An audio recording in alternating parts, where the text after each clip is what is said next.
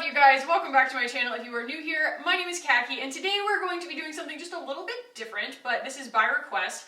It is actually kind of a sequel, I guess, of the video that I put out last week talking about my extremely circuitous path from being a hairdresser at getting out of high school and going through college all the way to where I'm at now, kind of in a marketing position, full-time job, benefits, the whole nine, kind of my dream job from that time period. And also I addressed how I started my YouTube channel. So it was kind of a condensed video, and I think that some of you guys wanted a little bit more detail and maybe some tips and tricks on how to go about getting that dream job, or how to go about changing industries, or reaching for that next position, where I always say you are leaving behind the things you don't like, but you're kind of taking with you the things that you do like, and sort of tailoring your career path to yourself personally to seek not just the prosperous wealth that we would all ideally like to have in order to have the lifestyle that we want, but also to be happy along the way. If you'll recall, I think I talked about it in the last video. When I lived in Kansas City,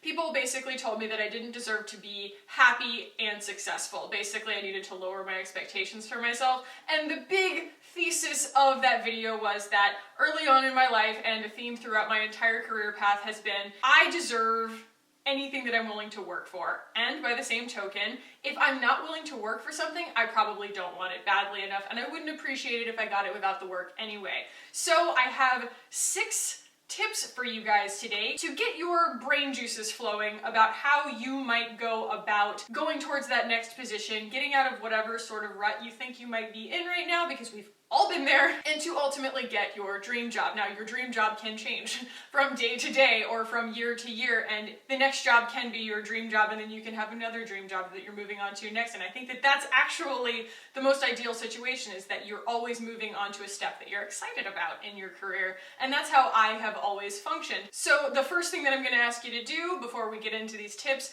is go ahead and give yourself permission to dream big and want as much as you can possibly think of, because you deserve to have anything that you are willing to put the work in for. So go ahead and just put yourself in that mindset, because if you think that you don't deserve the life that you want, then you're not ready for these steps. This is going to be a tiny bit of tough love, because a lot of people, it is kind of that nudge to get out of a rut that we all need sometimes. So just brace yourselves for that. And guys, without further ado, let's go ahead and jump in. So step 1, I kind of already touched on this. Decide you want whatever it is enough that you're willing to work for it. That means going and getting extra experience. It might mean going and getting a certification. It might mean putting up some money up front so that you can get the certifications or the training that you might need. Essentially, decide that you want it bad enough that you're willing to move the inevitable obstacles out of the way of you getting to where you want to go. This is an important thing to remember, because if there weren't obstacles in the way, everybody would be doing your dream job. If it were easy to get, everybody would have it. And so it's actually exciting that there are these kind of unique obstacles in the way that you have a unique way of solving. I think that that's what makes the destination so much more satisfying when there are challenges in the way, is because you get to solve them on your own terms. You get to create this path that everybody kind of looks at you from the outside and goes, I don't know that I would have ever seen that coming, or I don't know that I ever would have done that for myself, but it's because you found the destination to be important enough to you that you were willing and energized enough to be a creative problem solver in getting yourself to that destination. So tip number 2, and this is actually a very practical tip that I encounter a lot with my friends and my colleagues who are kind of wanting to go into that next echelon of their career, or they're trying to kind of break into a new industry, or just be taken more seriously in their own industry, is to learn to talk about yourself. I think there's a lot of shame around self-promotion and being the kind of person who can sit there in an interview and name off all the things that they're good at. But by the same token of the last tip, there are tons of people out there who are really good at it. And if you can sit there and actually genuinely sell yourself based on what you know to be your experience, what you know to be your strengths, and be frank about your flaws and about your challenges and about the things that you've overcome and the things that you have to emulate and things like that, it's going to make a person who is interviewing you for a position far more confident in your awareness and your ability to interact on a team. When you are able to tell them what you can offer, they can in their head say, okay, this is the way that this is going to dovetail into the team that I already have. don't expect anybody to ask you enough questions, like a first date or something like that, where they're going to pull your worth out of you. You are going to have to go in and sell your worth, and if that terrifies you, keep practicing. I probably applied to over 100 jobs before I got my first real full-time marketing job, and I definitely failed like 15 or 20 interviews, like just bombed them. So understand that this is not something that you need to get done right away.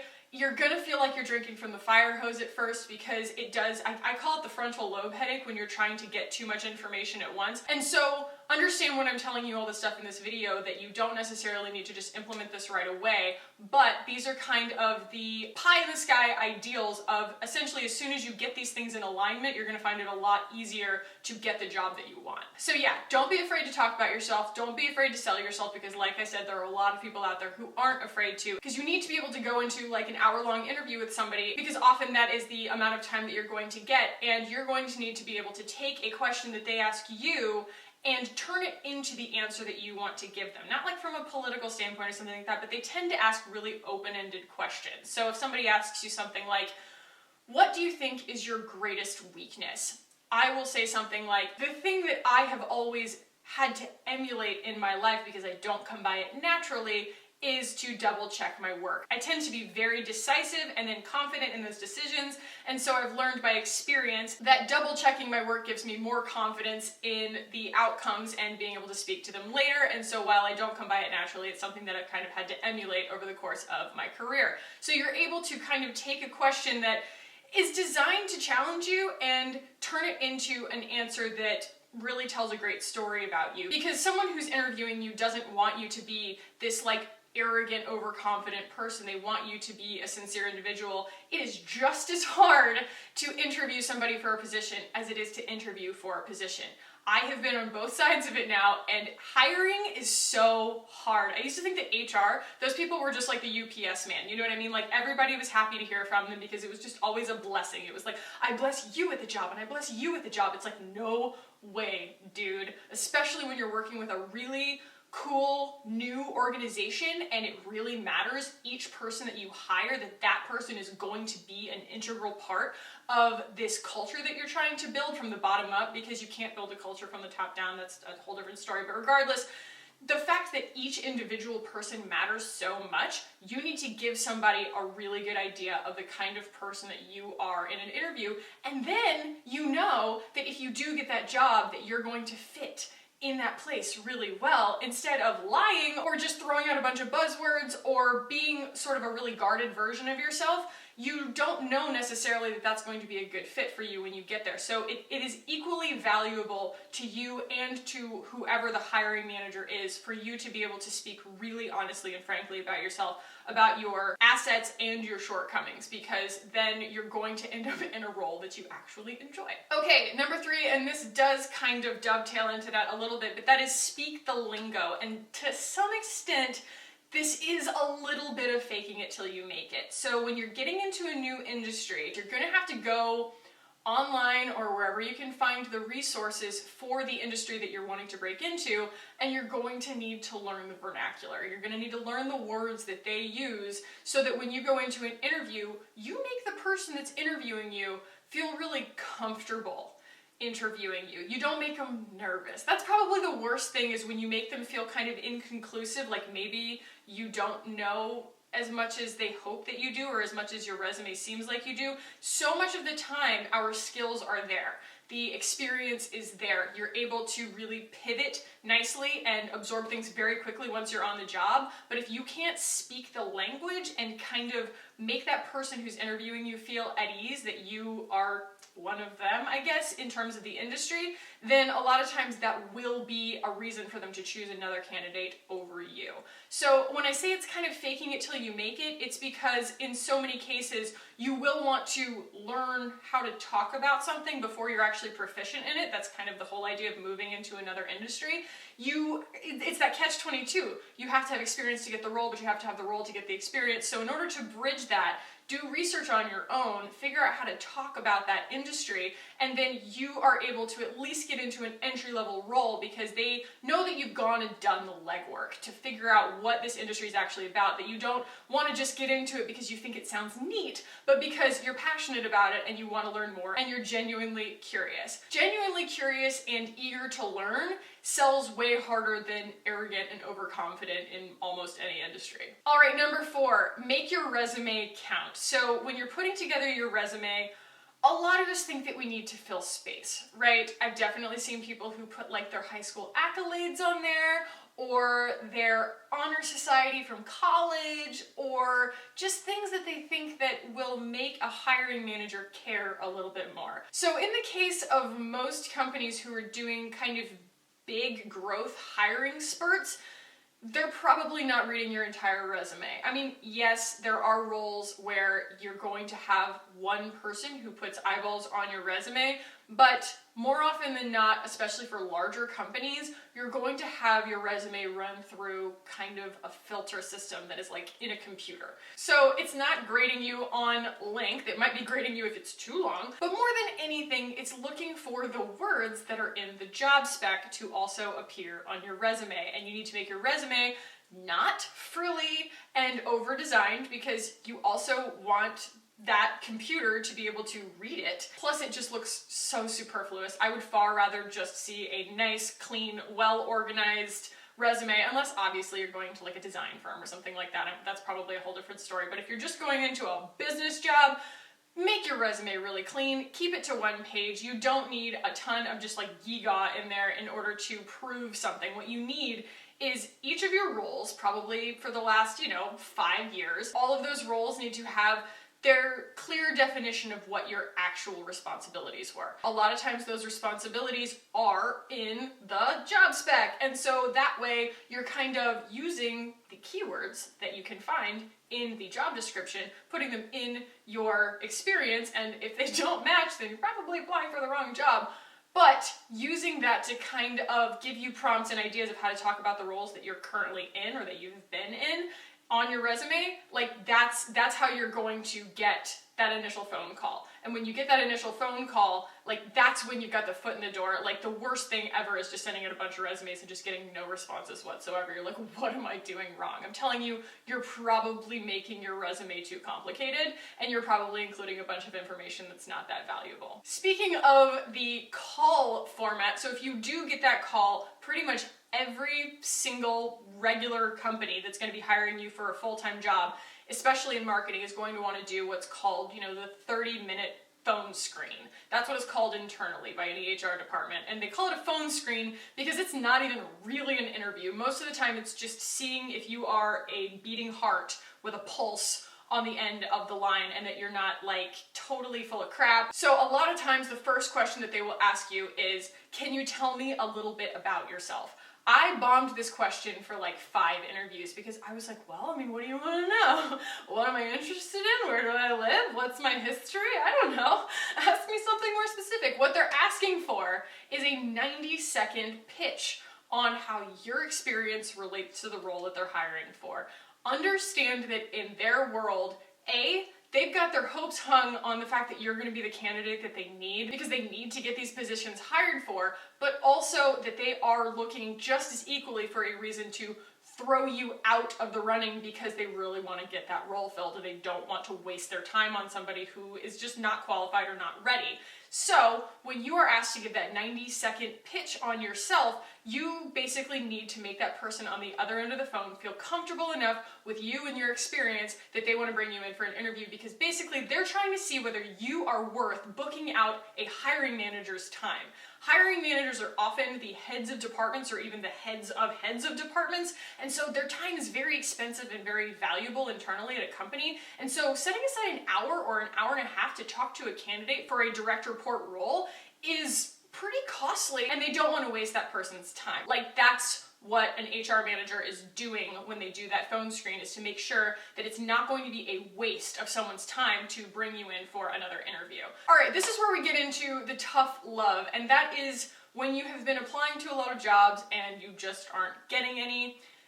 A lot of people start to get really worn out on rejection. I know that I have, and I know that pretty much anybody who's gone on the job hunt just gets worn out on rejection, and they start to feel kind of entitled. I compare it to being on like a dating app or something like that. I've had these friends who will date multiple guys at once, and they will say, well, I've got this guy and he's got these great things, and I've got this guy and he's got these great things, and none of them actually is a fully composed ideal mate for them. And so they end up thinking in their head like, wow, I've really got it made because I've got all these guys and they kind of comprise one good guy. But if it ever came down to pursuing a path with any one of them, none of them really meets all of the criteria. And I think that that's the sort of mindset that you get infected with after you've applied for a ton of jobs. You think, well, all of these jobs in aggregate, I've done such a good job interviewing for them, I definitely deserve to get the next job. You know what I mean? Like, they should know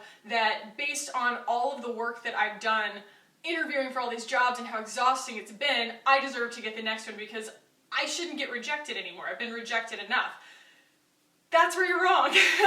There are no participation trophies. No one is standing on the sidelines keeping score about how many jobs you've applied to and interviewed for. No one is sitting there going, wow, you know what? Great job. You really deserve the next job that you apply for because you have just been beaten black and blue by the last bunch of interviews. Like, at the end of the day, this is adulthood. And I know that's not news to anybody, but you're in this completely for yourself. And as soon as you get exhausted and you're not willing to really compete, the only person that is losing is you. If you really want that job that is just pie in the sky for you, that is like your ultimate goal, you're going to need to have grit and determination, and you're going to need to sometimes take positions that are between those two jobs in order to kind of get where you want to go. Hopefully along the way you find people who are willing to invest in you and mentor you and take you along with them as they also continue to succeed, and they will educate you on the way that they came along too, because all of these industries are really challenging. Anything that you're willing to work for is probably a challenging industry to get into, and so the people who are already there have had to do that legwork too. No one's been handed these things easily, and so they understand where you're at. They understand the struggle that you're going through, and so most of the time if you find somebody, when you finally get your foot in the door, they will want to help you. They will see that you are genuinely curious and that you have a lot of potential, and they will probably see themselves in you to some extent, and they will begin to invest in you. It's just a matter of getting to that point. But if there's anything that I get frustrated with when I'm dealing with friends of mine who are wanting that ideal job and they're just not really willing to go and put the effort in to get it, is the lack of fire under people's butts. They will sit on a job spec for a really long time and not apply because they're scared of getting rejected. I said it in my last video and I will say it again, there are always people who may be less qualified than you, but they are willing to show up. And that is what you have to do. You cannot win if you don't play. You have to get out in the arena, even if it means that you're going to get your butt kicked a few times or a few dozen times. You won't win if you don't show up, so you gotta go show up. It doesn't matter what the job is, if you want to be in marketing or if you want to be an actor, okay? You gotta show up. Okay, and final tip number 6 is to follow your instincts. So a lot of times we will get pretty far down a path where we think that this has been what we wanted all along, so it should be the thing that we continue to want. There is no shame in changing your mind. And we'll get all the way through moving all these obstacles out of the way, and we will finally get to our destination, and we will realize that this wasn't exactly what we thought it was going to be when we got there, and that maybe we were following someone else's path. The way to avoid feeling ashamed when you reach that kind of point where you realize you put in a lot of years or a lot of money or a lot of time or all of the above to pursuing a goal that you ultimately didn't end up wanting or you ultimately didn't end up enjoying when you were there, is that there is no bad experience. Being alive on Earth is experience, and being alive in any job is experience. You are always growing and gaining a better understanding of what it is that you ultimately want from your career in order to be the kind of happy that you want to be and the kind of wealthy that you want to be. And so there is no shame in reaching one goal and realizing that it just opened up a bunch of other goals that you think would be more favorable to you. There also isn't any shame in sitting for a while and not knowing. There's really no shame in not knowing, but I will say that if you don't know what it is that you want to do, do something. Just do something. there are people who go and waitress and they're way too smart to just stay in a waitress job their entire life. And so they just start getting pulled along by successful people that they interact with on a daily basis. You just find someone who's willing to invest in you, be it a patron at the restaurant that you're at or someone who is your manager just sees something special in you. And while you think that you did something that wasn't really a decision, it was sort of a lack of decision, it's still a decision. All of these things are actually choices that you're making, and so you've made that choice because it did seem like the least of a lot of evils. You know, you would rather be a waitress than go and work construction, let's say. And so you did actually make a choice. And so when you made that choice, you were actually taking one step towards your own happiness, whether that means that you know forever and a day that you never want to serve food to people again, or that this is actually an environment that you find really stimulating, and if you were to be able to move up in this industry, that might actually be, while unconventional from your own mindset to begin with, because you never thought of this as being your future, it might end up being your career in the long term. There's just something to be said for trusting your own decisions, even if you didn't realize that they were decisions, because so many of the people in your life, you never know how they're going to end up helping you along the way. I ended up getting the interview for the job that I have now because I used to cut the CTO's hair. And he just knew me for years and years, and we'd known each other on social media and stuff like that, and his kids and all that. Like, we'd just kind of been in interaction for so many years that he felt confident in recommending my resume be reviewed by the marketing manager, and I got the job that way. So it's like, you just never know. Every experience is good experience. There is no bad experience. They are all actually choices that you're making, even if they end up not being what you want to do. And by that same token, there is something really magical about taking a path less traveled, finding a way to get where you're going in a way that isn't necessarily the straight and narrow, because like me, I end up with this really cool story. I end up with this really interesting set of skills that I never thought would actually apply to what I do now. And then I also ended up having to put my creative energy someplace else, which resulted in this fantastic YouTube channel that I am so in love with. And you just really don't know where things are going to take you, but the whole point is to kind of trust your instincts. Understand that you ultimately know best what you want to do. It is only a matter of making a decision that you deserve anything that you're willing to work hard enough for, and that you genuinely deserve that. Just because everybody around you is saying that something is a 1 in a million kind of chance of you getting this job or getting this opportunity or succeeding in this opportunity, that doesn't mean that you're not 1 in a million. And if I have any parting thoughts, they would be that life is too short to sit in a situation that you don't enjoy, but also that compromise is very important. So if you are in a job that you don't like, that doesn't mean go and quit your job. That means start to pursue what your goals are as your side hustle. If it's important enough to you, you'll figure out how to make it work, and then you can start kind of building those stepping stones to get you to the next step of where you want to go. And the worst thing is 5 years from now, you wish you'd started 5 years ago, or 1 month from now, you wish you'd started 1 month ago. So that doesn't mean go and tell your boss off or anything like that, but if you know what you want, crazy as it may be, now is always the time to start pursuing it. So guys, I always say this, and it's a borrowed line from a friend of mine, but the way you do anything is the way you do everything. So if you start to apply yourself in a way that you're following your instincts, you're going after what you really, really want, you'll find that everything else in your life starts to kind of align with that philosophy. You'll find that your path just becomes a little bit clearer in your life. So I hope that this helped shed some light on kind of my psychology and my approach to getting that job that you want, moving into an industry that you're interested in, maybe being happier in the industry that you're already in, and just sort of being more excellent in your field. And if you enjoyed this, guys, go ahead and give it a thumbs up. If you want to keep hanging out with me on this channel, go ahead and hit the button down below and subscribe. I would love it if you did. Thank you so much for watching, guys. If this made you want to talk about any of these things, leave those as comments below. I'm also happy to do more follow-up videos on this, or maybe a Q&A, because these were questions that you guys had asked me on the last video. I hope you guys are having an amazing week. I love you, and I will talk to you in the next one.